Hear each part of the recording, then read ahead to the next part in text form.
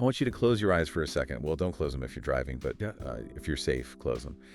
And I want you to picture the most remote place you've ever been. Okay. Maybe it was a camping trip deep in the mountains, or maybe you were out on a boat, middle of the ocean. It's night. The sun is gone. City lights are hundreds of miles away, and you look up. It's a primal experience, isn't it, that feeling? It really is. You see that just crushing blanket of stars. The Milky Way is just spilling across the sky like someone spilled a carton of milk. It's undeniably breathtakingly beautiful. But for me, and I think for a lot of people, that beauty comes with a second feeling. It's this creeping, heavy sense of existential meltdown. That's the feeling of insignificance. Yeah. You look up at that infinite dome and your brain just whispers, I am very, very small. It's humbling. But here's the thing that really, really messed with my head when I started digging into the research for this deep dive. That vast starry sky we see, that feeling of looking into the infinite, it's a lie. Or at least it's a very specific kind of optical illusion. It's a deception of scale. When you're standing there, awestruck, looking up on the darkest night you can possibly imagine, you are seeing maybe 2,500 stars. 2,500, that's it. It feels like millions. It feels like millions because your brain has no reference point for that kind of distance or that kind of number. But in reality, you're seeing less than 100 millionth of the stars in our galaxy alone. 100 millionth. And almost all of them are within what we'd call a local neighborhood about 1,000 light years. So you aren't seeing the universe. You aren't even really seeing the galaxy. You're barely seeing your own front porch. See, that's terrifying in a completely different way. We assume that because we see all those pinpricks of light that the universe must be crowded. We assume we're looking at a bustling city at night from a hilltop. Right. But the reality is, we might be staring out into a desolate, empty wilderness, and we're just seeing the reflection of our own streetlights. And that optical illusion hides what might be the single biggest mystery in all of science. Today, we aren't just talking about space. We're going to tackle the question that the physicist Enrico Fermi asked over a casual lunch back in 1950. This story is legendary in physics circles. Can you set the scene for us? This wasn't some formal conference or a lecture, right? No, not at all. It was at Los Alamos National Laboratory. Fermi was walking to lunch with a few colleagues. Edward Teller was there, Herbert York. I mean, these are brilliant minds working on, nuclear physics. Right, the architects of the atomic age. Exactly. And this was the era of the flying saucer craze. UFOs were in all the papers. The New Yorker was running cartoons making jokes about aliens stealing trash cans. So it's just pop culture, even for geniuses. Right. They were joking about it on the walkover, but then they sat down to eat. The conversation drifted to other things, and then suddenly, in a moment of quiet, Fermi just blurts out, "Where is everybody?" It sounds like such a simple, almost childish question. Where is everybody? It's like a kid who's lost in a grocery store. But you have to remember who Fermi was. This was a guy who could do incredibly complex calculations in his head. When he asked that, he wasn't asking about the news reports. He was doing a rapid, back-of-the-envelope probability calculation. Oh, okay. He realized instantly that the math says the universe should be teeming with life, but the observation says it's completely empty. And that disconnect, that contradiction, birthed what we now call the Fermi Paradox. And that is what we are unpacking today. But we aren't just going to list off the theories. We're going to explore the idea of the Great Filter. This is a concept that suggests there's some kind of barrier, a wall somewhere in the timeline of life that stops civilizations from taking over the universe. And understanding this filter leads us to three very distinct, terrifying conclusions about humanity's place in all of this. We are rare, we are first, or we are doomed. It's not exactly a comforting list of options. No, it's really not. Rare, first, or doomed. It sounds like the tagline for a horror movie.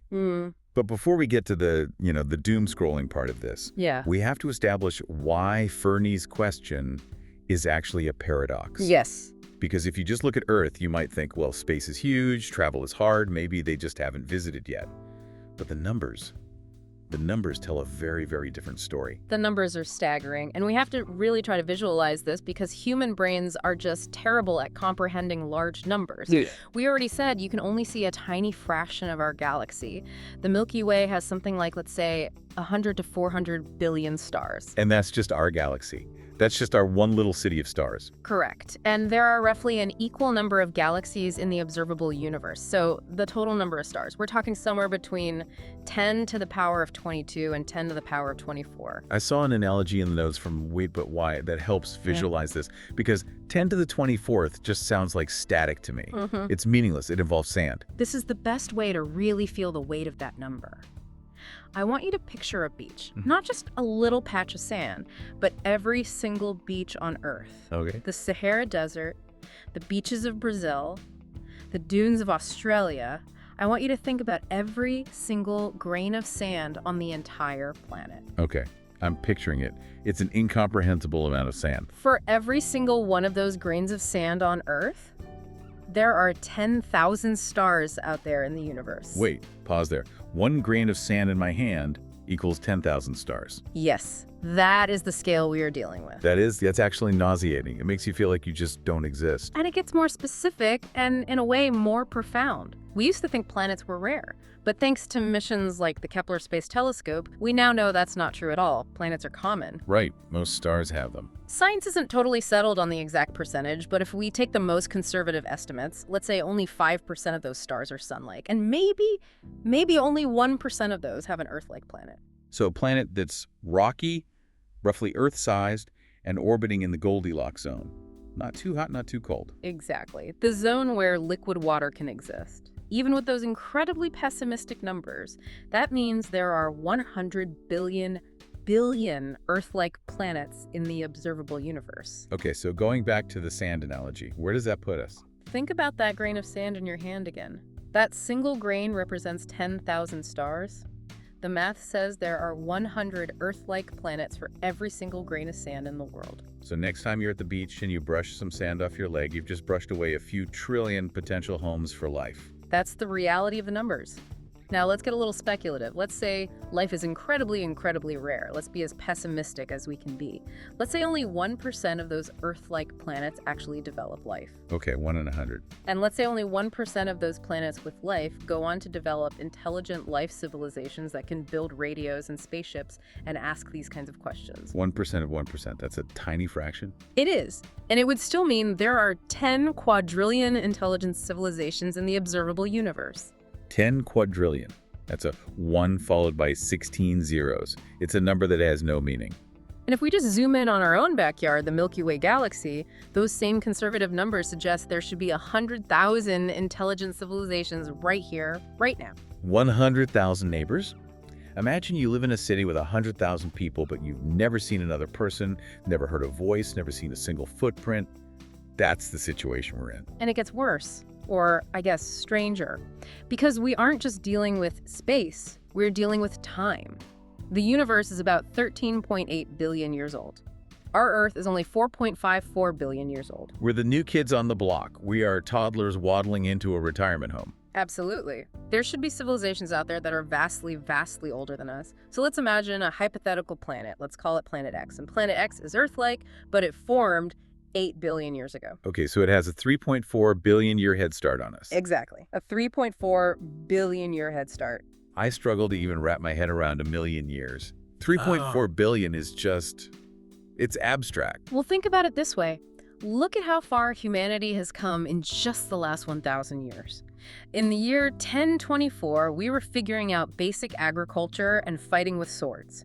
If you showed a smartphone to someone from that time, They'd think you were a sorcerer. They'd burn you at the stake. they wouldn't just be confused. Their brains would lack the concepts to even understand what they were looking at. And that's just a 1,000-year gap. Right. A civilization a million years ahead of us would be incomprehensible. It'd be like us trying to explain the concept of the internet to a chimpanzee. The chimp can't get it. It's not a matter of teaching. The brain hardware isn't there. So now imagine a civilization 3.4 billion years ahead of us. They wouldn't just be advanced, they would be gods. They would be as different from us as we are from a single-celled amoeba. They would be indistinguishable from the laws of physics. And this leads to the colonization problem. Because if you have that much time, you don't just stay on your home rock. I've heard people argue, well, maybe they're peaceful, maybe they don't want to expand. but that feels like you're just projecting modern human values onto an alien psychology. It's also biologically unlikely, isn't it? Life expands. That's what life does. It fills the container it's in. It does. But even if you assume 99.9% of civilizations are peaceful homebodies, you only need one civilization to decide to colonize. Just one. And even without faster-than-light travel, which is a big if, a civilization could colonize the galaxy pretty quickly. You'd use self-replicating machinery. These are the von Neumann probes, right? Right. The concept is you send a probe to a nearby star system, it lands on an asteroid or a moon, it mines raw materials from that body. It then uses those materials to build 2 more probes. It then launches those to the next 2 stars. It's a virus. It's a mechanical virus spreading from star to star. Precisely. Exponential growth. 1 becomes 2, 2 becomes 4, 4 becomes 8. Even if the probes travel slowly, say at just 1% the speed of light, calculations suggest you could colonize the entire Milky Way in about 3.75 million years. 3.75 million years sounds like a long time to us, but in the context of a 13-billion-year-old universe. It's a blink of an eye. It's a rounding error. If our planet X started 3 billion years ago, they should have finished colonizing the galaxy thousands of times over by now. The galaxy should be paved over. It should be buzzing with signals and activity. So the galaxy should look like Times Square on New Year's Eve. But we look at our telescope and all we see are dead rocks and silent gas clouds. Total, deafening silence. This is where it gets really unsettling, because we have to talk about what these civilizations would actually look like if they were that advanced.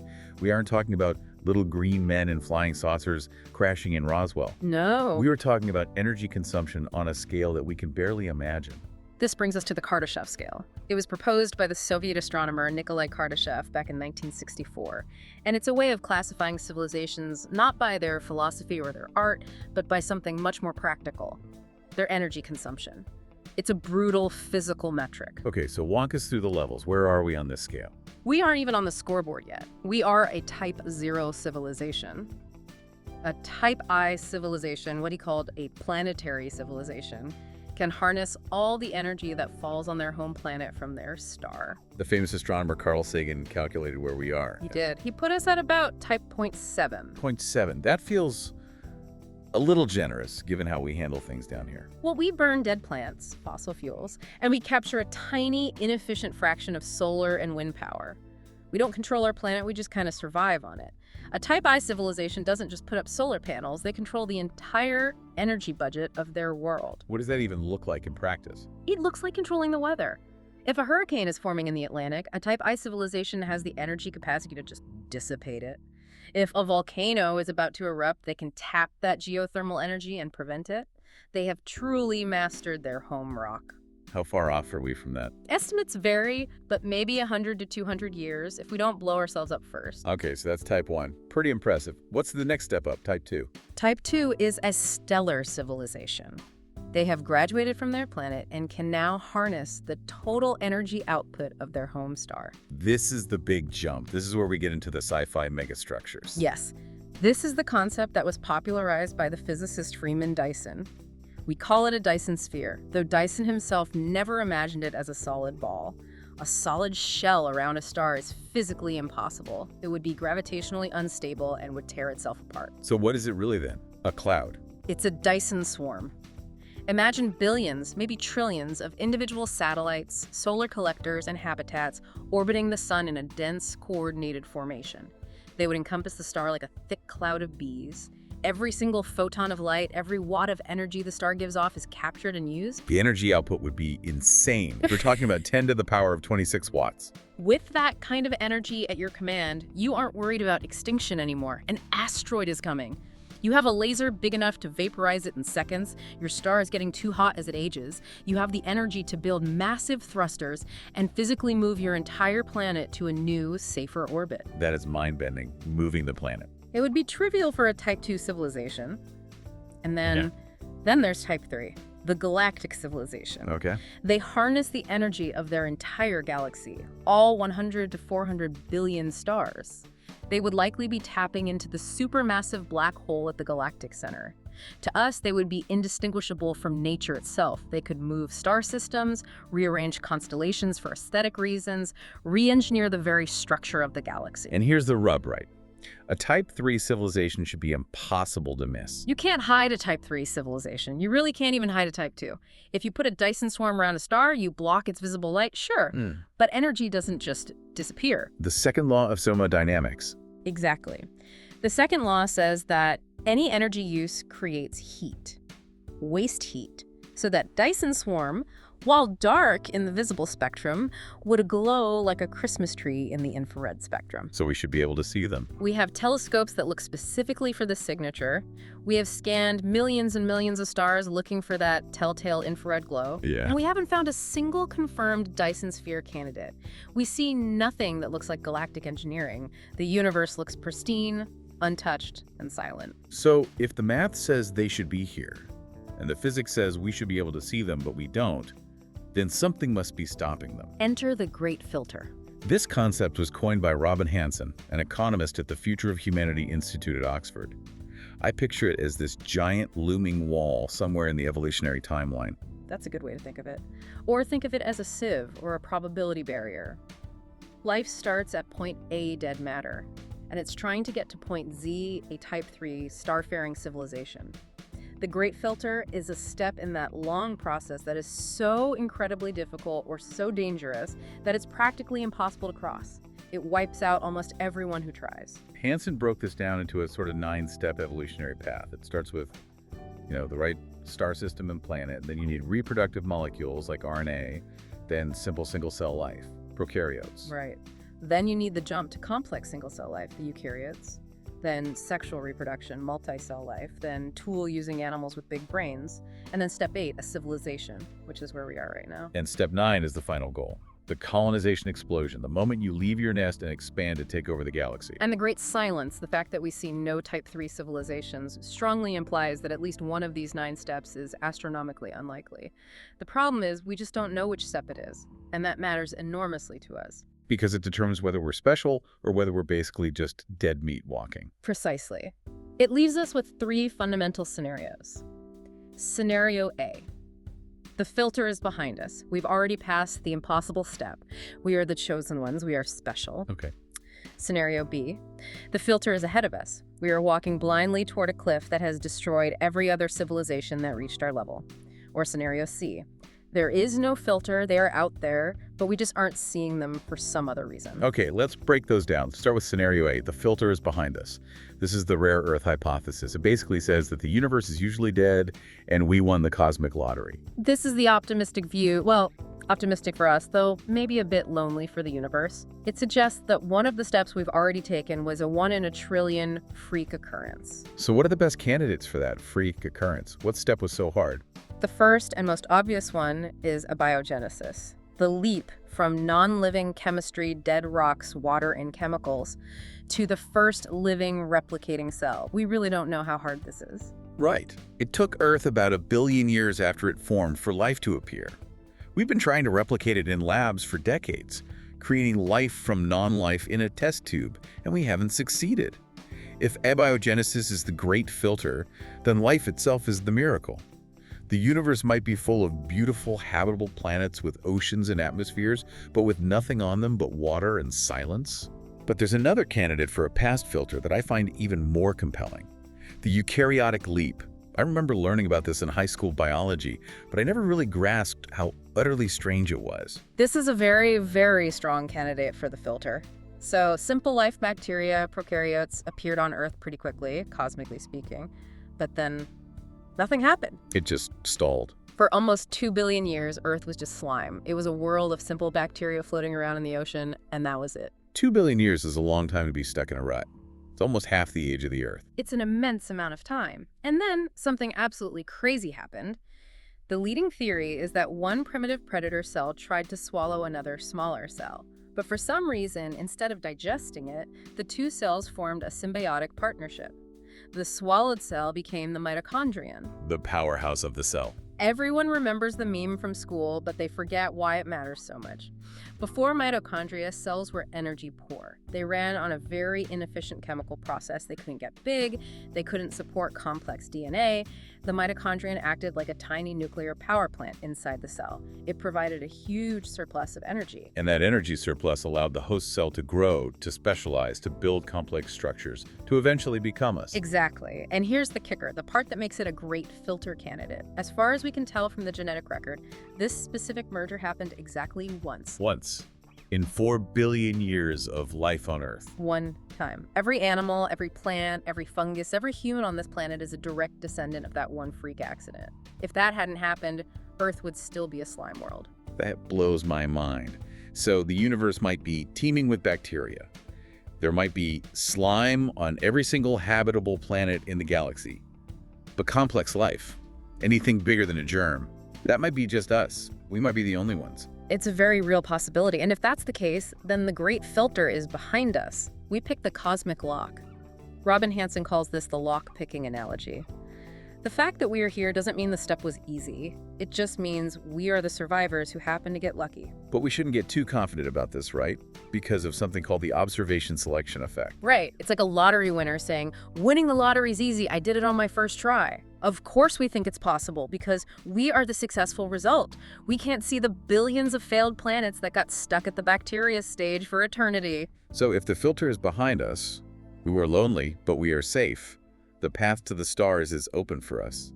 But what if the hard part is still coming? This is scenario B, the we are doomed scenario. This is the one that keeps me up at night, I have to admit. If the steps behind us were easy, if life starts easily, if complex life evolves often, then the only reason the galaxy is silent is that civilizations inevitably destroy themselves before they can colonize space.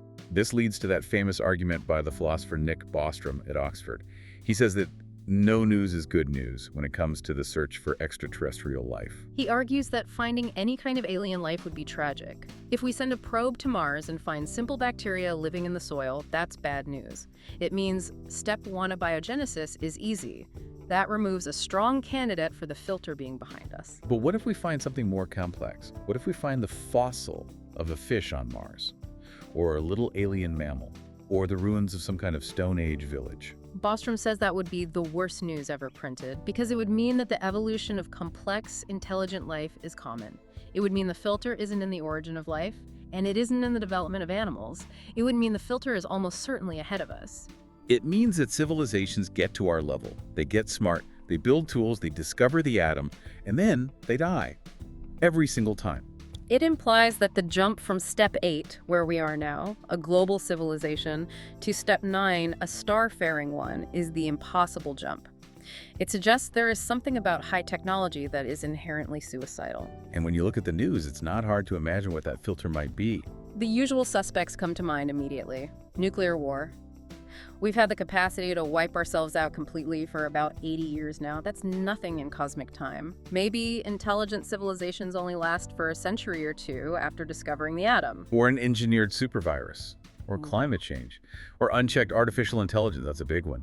The idea that once you create something significantly smarter than you lose control, and it either destroys you or just doesn't care if you survive. There's also the resource exhaustion angle. We burn through all the easily accessible resources on our planet before we have the technology to leave it. We trap ourselves on a dying world. There was another theory mentioned in the sources that I found really compelling. It's about inherited behavior patterns. This is from a paleobiologist named Olev Vin. This one makes a lot of intuitive sense. It's about our monkey brains. Right. The idea is that biological organisms evolve through natural selection to be aggressive, expansionist, and competitive. That's how we survived the jungle. That's how we outcompeted other hominids. But when you pair those Stone Age instincts, our tribalism, our aggression, our tendency to consume everything with godlike technology, You get a fatal mismatch. We are aggressive monkeys with nuclear hand grenades. Vin suggests that this behavioral package makes self-destruction inevitable for any biological species that reaches our level of tech. We just can't help ourselves. Then there's the berserker hypothesis, which sounds like pure science fiction, but it's a logically consistent solution to the paradox. It is. It's the idea that there's a super predator out there. Maybe the first civilization to reach Type 3 decided they didn't want any competition, so they built automated, self-replicating probes, berserkers, that roam the galaxy. They stayed dormant, listening, until they detect radio waves or nuclear explosions. The signs of an emerging technological civilization. And then they swoop in and wipe it out, sterilize the planet. It would explain the silence perfectly. The galaxy is quiet because anyone who makes noise gets exterminated. It's the dark forest theory from Liu Cixin's science fiction novels. The universe is a dark forest, and every civilization is an armed hunter stalking through the trees like a ghost. If you see another life, you can't know if it's friendly, so the only safe move is to open fire and eliminate it. Chilling thought. So, scenario A says we are rare and special. Scenario B says we are walking into a trap, but there is a third option. Scenario C. This is the group of explanations that says they are out there.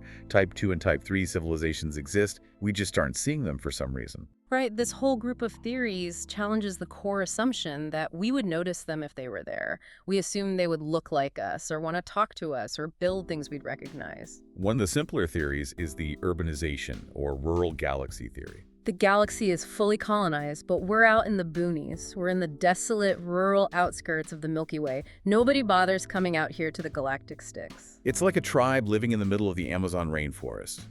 The Americas are colonized, there are cities, there's the internet. But for that tribe, the world is just the jungle. They have no idea. Precisely. Or there's the zoo hypothesis. The prime directive from Star Trek. Exactly. Higher-level civilizations might treat Earth like a protected national park. Look, but don't touch. They might be observing us right now, studying us, but they use technology so advanced that it keeps them perfectly hidden so they don't interfere with our natural development. There's a darker variant of that too, right? Yeah. The planetarium hypothesis. That we're not just being watched, we're in a cage. That we're deliberately isolated in some kind of simulation or an artificial bubble of reality so they can study us under controlled conditions. Then there's the ants on the highway analogy. This comes from the physicist Michio Kaku, right? Yes, and this one is crucial for checking our own cosmic ego. Kaku asks you to imagine that you are building a 10-lane superhighway right next to an anthill. The question isn't, will the ants be able to communicate with the construction workers? The real question is, do the ants even understand what a 10-lane superhighway is? That's a really good point. The ants don't look at the highway and say, oh, look, advanced technology. They just see a weird, flat, hard thing. They can't comprehend the motive or the science or the purpose. And would the construction workers stop to say hello to the ants? No. Would they try to help the ants? Probably not. Would they destroy the anthill? Maybe, if it was in the way, but not out of malice, just out of complete indifference. We might be the ants. We're listening for radio waves, which to them might be like listening for smoke signals. While they're communicating using neutrinos or gravitational waves or something we don't even have a name for yet. Or maybe they aren't even in our physical universe anymore. That's the virtual reality or estivation hypothesis. If a civilization gets advanced enough, they might realize that physical space travel is messy and inefficient. It's slow, it's dangerous. Why spend thousands of years flying through an empty void? Maybe they just upload their consciousness into a digital utopia. So they retire to the metaverse. Effectively, they could live for billions of years in a perfect simulation where they are gods, and they just park their computer servers around a black hole for maximum energy efficiency and go to sleep. They aren't dead, they're just logged on and completely tuned out from the physical world. So we have all these theories, Mm-hmm. but we're enthusiasts of science. We want some proof. How do we actually try to find them? We talked about radio waves, but what about looking for those megastructures, the technosignatures? The main way is to look for that waste heat we mentioned. Astronomers have been conducting surveys looking for infrared excess, stars that are glowing way too much in the infrared spectrum, which would suggest a Dyson structure is absorbing the star's light and re-radiating the heat. There was a project called Project Hephaestus mentioned in the research. Yes, they analyzed about 5 million objects using data from NASA's WISE telescope and the Gaia Space Observatory.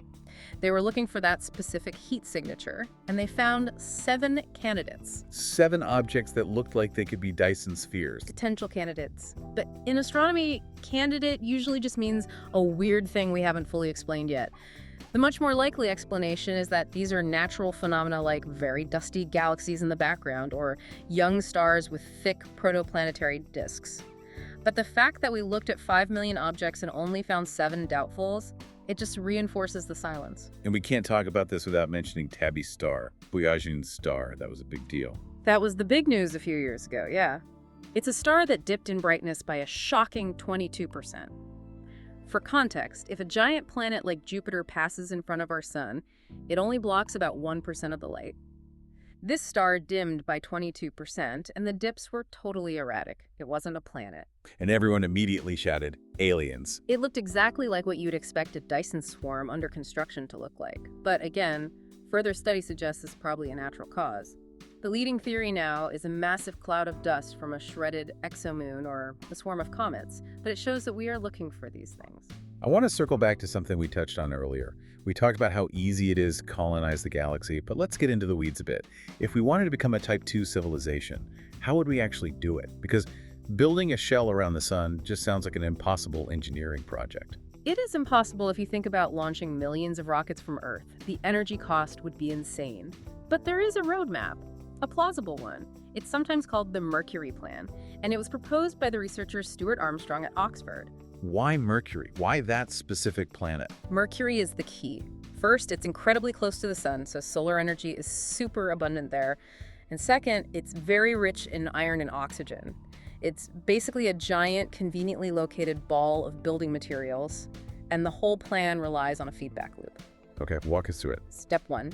You send a small, automated seed factory to Mercury, just one. It lands, and it starts mining the surface for material. It doesn't need to be super complex, it just needs to be able to build two things. Simple solar mirrors, basically just polished metal foil, and simple electromagnetic railguns to launch them. Okay, so we have a robot mining Mercury and shooting mirrors into space. Right. The mirrors unfurl in a stable orbit around the sun. They start collecting solar energy. Now, here's the magic part. Those mirrors don't beam the energy back to Earth, they beam the energy back down to Mercury, to the mining station. Ah, so the miner gets more power. Exactly. More power means it can mine faster. It can build more robot assistants. It can build more launch loops, which means it can put more mirrors into space, which in turn sends even more energy back down to Mercury. It's exponential growth again, a self-fueling fire. It's an explosion of industry. Armstrong calculated that the doubling time for the whole system could be quite short. You literally dismantle the planet of Mercury. You physically take it apart rock by rock and turn it into a swarm of orbiting mirrors. How long would that take to dismantle an entire planet? With that kind of exponential growth, Armstrong estimates we could dismantle Mercury and build a functional Dyson swarm that captures a huge percentage of the sun's total energy in about 40 years. 40 years.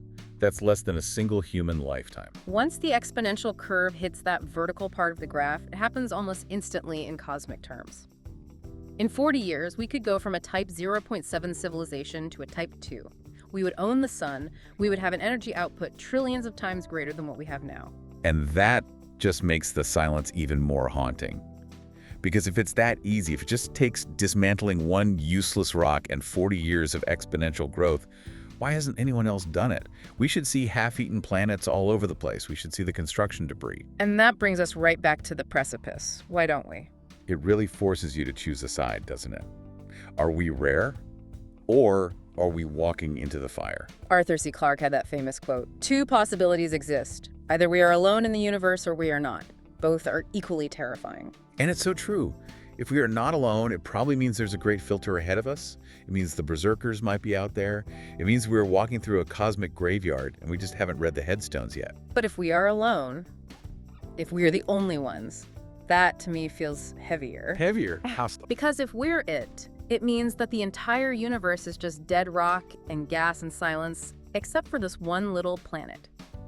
It means that consciousness, love, art, science, the ability for the universe to even appreciate its own beauty, it all exists right here and only here.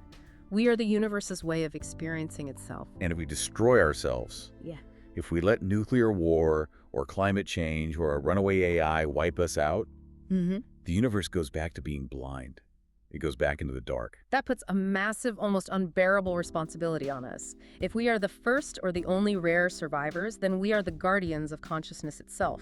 We are the flame that needs to be protected so it can eventually spread to the rest of the galaxy. It's a really humbling thought. The Fermi Paradox strips away our ego.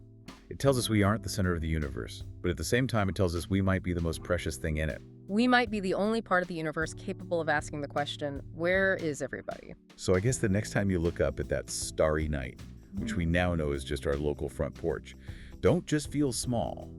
Feel important.